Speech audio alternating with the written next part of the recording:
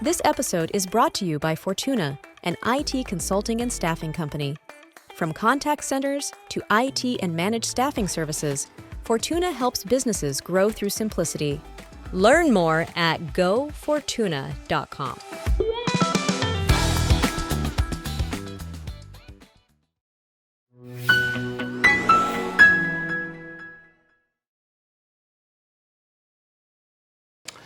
Well, welcome back to the TechX Podcast. I'm Seth Waters. I'm the Chief Marketing Officer at Fortuna, and I'm here with Merritt DeGraw, the Chief Technology Officer at Fortuna, as well as Planned Capacity, and a bunch of other companies that you work with all over the board. Yes. In our last couple of conversations together, we dove into this topic on where technology is intersecting with manufacturing and distribution. And we've talked about a lot of different things like the rise of automation and AI, and how leaders in the industry can begin to think about upskilling their employees and adopting new practices, finding the right guides to lead them through the challenges that they're facing. It's been really valuable. And by the way, thank you for your emails. They've been reaching out to us. Always feel free to send us an email. If you hear something that we're talking about and you say, boy, I'd like to know a little bit more about that, or I'd like to connect with Merritt or Seth and find out more about Fortuna and what they do, you can always send us an email to techx@fortunabmc.com. Merritt, today as we dive into the final part of this conversation about manufacturing and distribution, I'd love to jump in and talk about efficiency and sustainability. These are two hot topics for everyone, right? As they're talking about technology and all the things in the future. Merritt, what steps do you see companies taking towards sustainability and eco-friendly practices in manufacturing and distribution? There's a big push in that direction today to understand how your products are made, how they get shipped, how are they kind of impacting the global ecosystem, right? I think is one of the big conversations. So, again, I think a lot of it is the ability to, one, measure how your operations are impacting, right? I think you're starting to see a lot of that coming out today. And then, again, tracking that from a perspective as your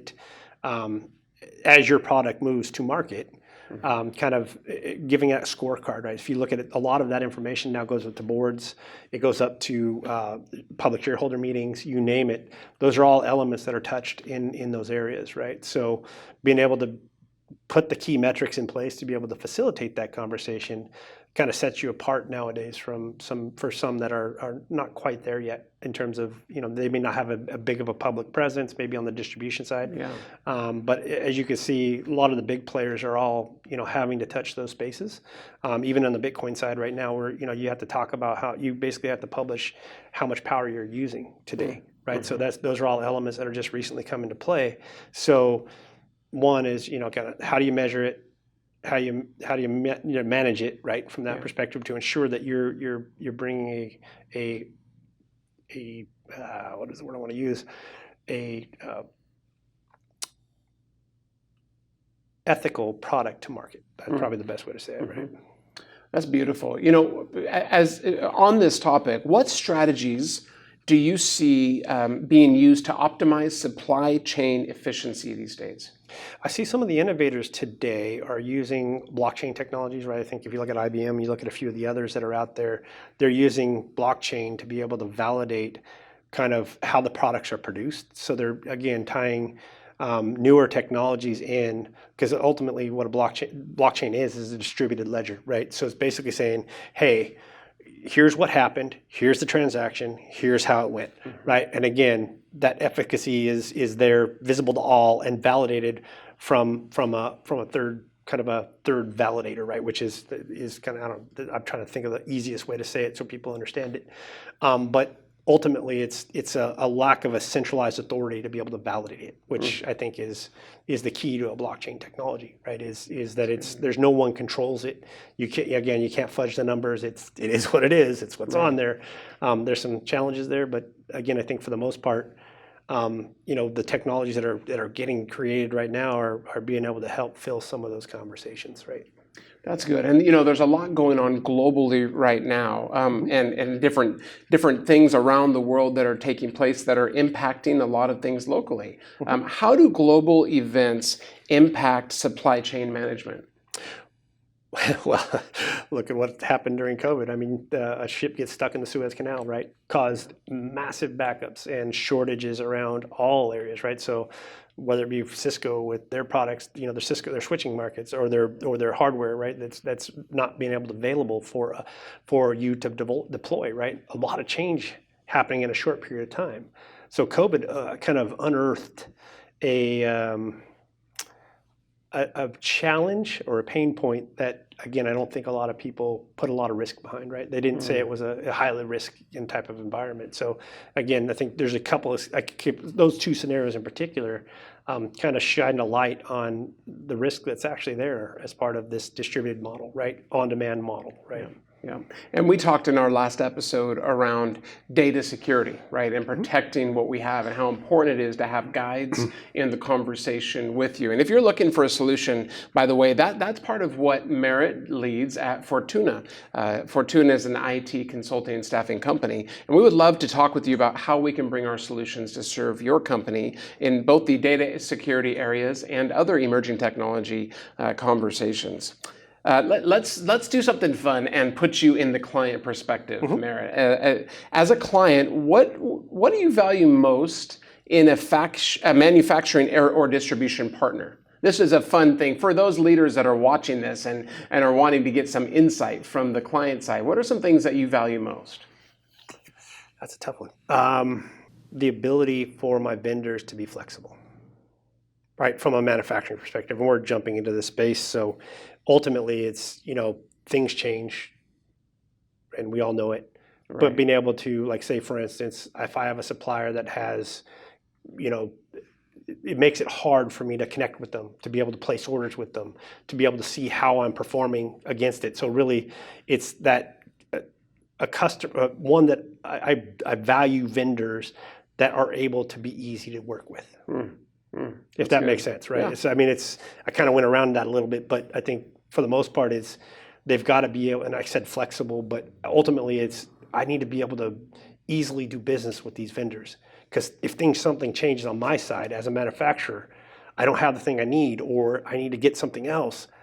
Yeah. Ultimately, being able to supply those things and be able to be quick to make those pivots. Because ultimately, it's about pivoting, right? It's like, as I said before, I think people, they worry about the failures or they worry about the challenges, right, that's associated. But ultimately, all a failure is an indicator. Being able to say, okay, great, we made this happen, we see it, okay, how do I pivot? Right. How do I resolve that issue? Or how do I get to that, how do I get past this? Because ultimately, nobody's perfect. Yeah. We're not perfect. I'm not perfect, right? I fail all the time. And ultimately, being able to pivot from those failures is the understand that you failed. One, do you understand it? Can you measure it? Do you understand that whole process? Do you know what actually it is? But then also being able to pivot and say, okay, now let's go do this. Yeah. Because ultimately, people succeed, or the organizations succeed, that are able to pivot in bad markets or bad times. So what does that mean? So then shifting from the client side to the manufacturer and distributor side, what does that mean? What does that require of us as companies? What do we have to be able to do? You have to be able to pivot also. You also have to manage your vendors. I see a lot of times vendor management is a challenge, to say the least, right? So making sure you hold your vendors accountable, making sure you understand the SLAs, making sure you're ticking and tying all the components together to ensure that they're, because ultimately in this marketplace today, we're talking highly matrixed. So somebody else's issue downstream and not understanding that it's going to be an issue as this vendor comes in, it's a holistic view to your customers.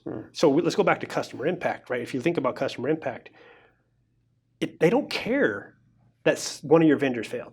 They don't care that one of your distributors wasn't able to get it. What they care about is how they interact with you. Right. So ultimately, your vendors, you're accountable for all of that. Right. The buck stops here. They're your customers. They're not their customers. Good. Right? So I think ultimately, understanding how your vendors are performing, holding your vendors accountable when they aren't performing, those are all elements I think that organizations really need to focus on, right? That's so good. Where do you see, final question of this conversation as we wrap up this conversation today, where do you see manufacturing and distribution going technology-wise in the next 10 years? Well, I think, new technologies, AI kind of kick in, right? So as they start to build the models to be able to fit, I would say probably not even, I wouldn't even say it's full AI. It's more machine learning, right? To understand how the, pivots happen. Because I think the LLM models that are coming out are more kind of language focused. So you can ask questions. I think that will impact kind of your reporting, your data analytics, that type of conversation, I think. AI will, I should say, because you're going to ask a question, where are my big pain points, right? Yeah. That type of thing will come in, I think, in some aspects. But again, a lot of it is just, figuring out outliers in your data, putting together data. I think a lot of silos happen in a lot of organizations because, they have, SAP, they have Oracle, they have, a silo of data, and they don't want to, they don't really reach out to other areas as much.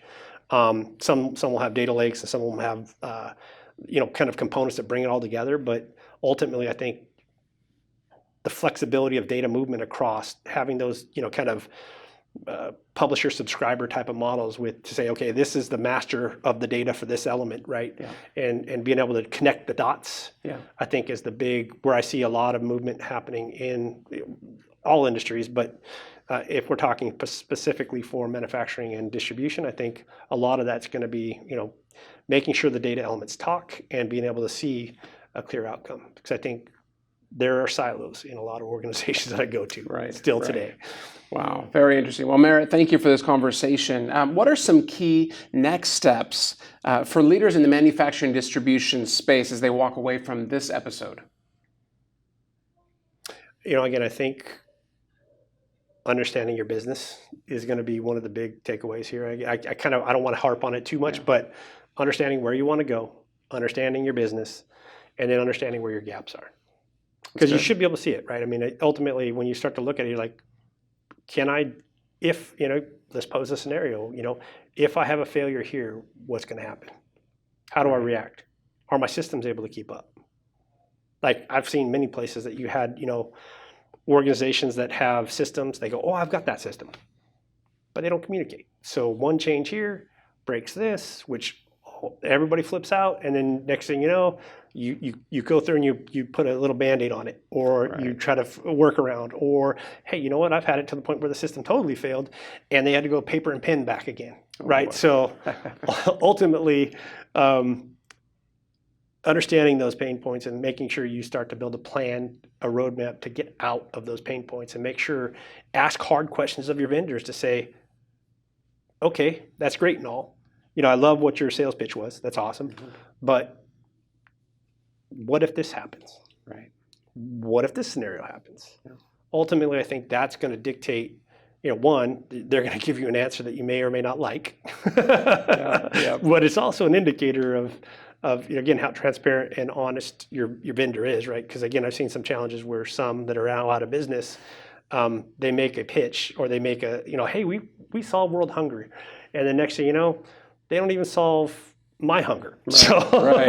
Wow. Yeah. So anyways, so. That's wonderful. Well, Merritt, thank you so much for your insight and your wisdom. And I hope you found that this series to be helpful for you as we've talked about the intersection of technology and manufacturing distribution. Stay tuned. In the future, we will have a new series coming up very shortly about new space technology and the intersection of tech meeting space. So excited for that. In the meantime, if you would have a question, maybe something came up, or you'd like to learn more about what Fortuna does and how we might be able to partner with your business, you can send us an email at techx@fortunabmc.com. Merritt, thank you for being here. Appreciate it. Thank you. Thanks.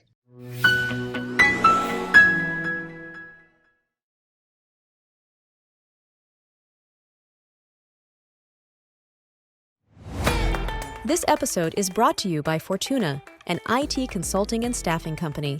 From contact centers to IT and managed staffing services, Fortuna helps businesses grow through simplicity. Learn more at gofortuna.com.